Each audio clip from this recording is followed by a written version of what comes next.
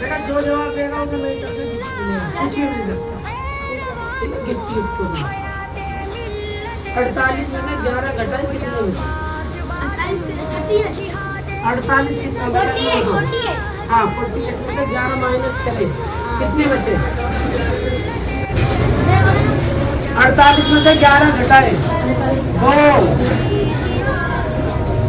3 29 4 37 ठीक है 29 5 ठीक है मोरल बता। अब बताओ तुम दोनों में से सही किसका?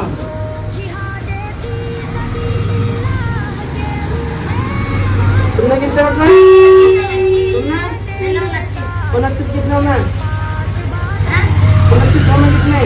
तो बेटा जब 40 और 8 में से तुम 11 घटाओगे तो 20 और 9 बचेंगे या 3 और 7 बचेंगे? इसका सही है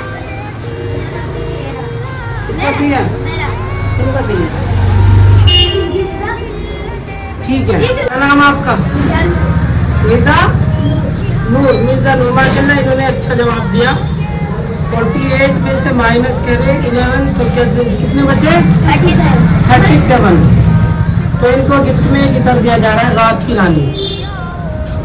आप भी ज़्यादा से ज़्यादा वीडियो को शेयर करें और फॉलो करना ना भूलें। मिलेंगे इंशाल्लाह अगली